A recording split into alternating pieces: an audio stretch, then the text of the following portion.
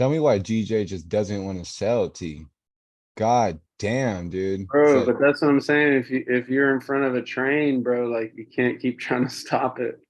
I'll yeah, tell I you know. exactly why GJ doesn't want to sell. Pound is extremely bullish in June, Yeah. seasonal tendency. Hey, So GJ is probably not going to sell off for a minute. let me see. Historically, always June. Yeah, historically, pound is bullish as fuck in June. Let me pull it up. I think I have the seasonals.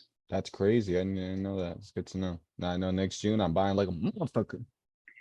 Cool. So it's a little blurry. Sorry, I had to screenshot it. But yeah, bro, go ahead and just show people what you're seeing as far as So I would focus on the shorter term time frame you'll see right here. It says the red line is like your shorter term. The blue line is going to be your longest term. So like these medium term, it's looking at like the past like 15, 20 years plus of data, and you'll see June and July, you'll see that price usually comes down a little bit. So yeah, so this is the deep like the separator between May and June, and you'll see how price kind of shoots down into May and then goes up.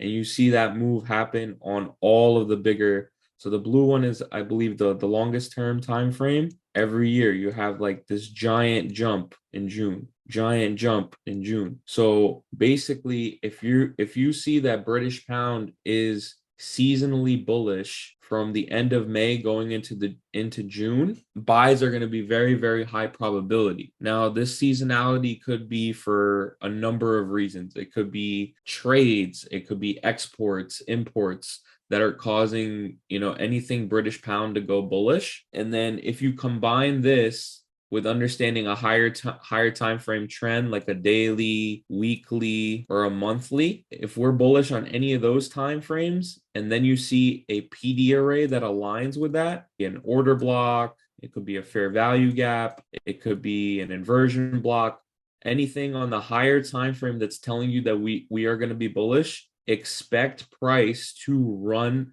get into those areas and just start running away. So you were talking about GJ. Let me pull up my GJ chart and I'll tell you there was most definitely something on the monthly or the weekly for it to run away like that. Yeah. So you could see at the end of last year, you see those giant two down monthly candles. That's your like that's like a quarter. That was like 3 months of down price movement, and then we went straight up after that. So that's like a big order block on a monthly time frame.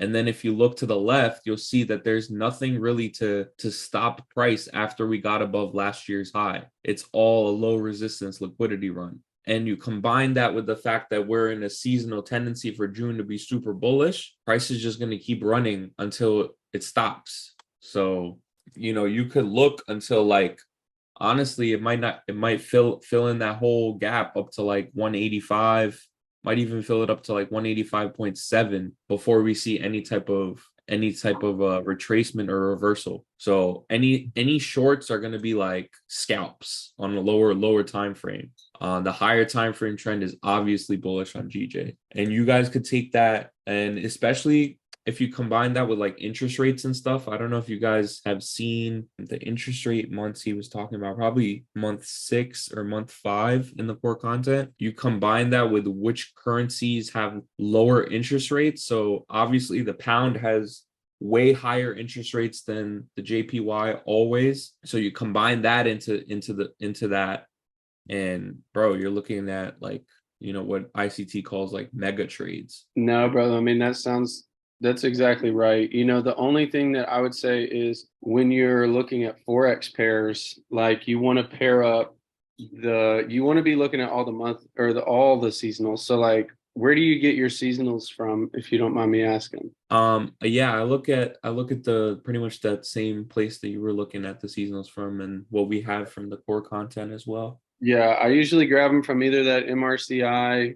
I bought a couple of their seasonal packets like a year Hmm. ago, and I mean they're pretty good for like 30 years. Yeah.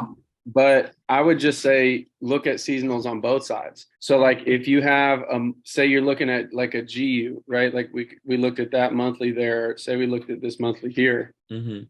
I would say the times that you have That's EU. extreme bullishness, like here. Yeah. That is when you'll see like GBP has a lot of strength, but also dollar has weakness, right? If you're in a seasonal where GBP has a lot of strength, but dollar also has a lot of strength, it runs into some problems. But if you have GU with a lot of strength and dollar with a lot of weakness, right? Like if you look at dollar, you can see we've been falling, especially go here to a monthly chart. You know, we reached up, but we've been in a heavy dollar market. So that is going to create conditions for GU to move better when it's bullish. All right, guys, that's going to be it on seasonals. Appreciate you watching this video. Go ahead and give me a like and a subscribe if this video helped you. Hope to see you in the next video.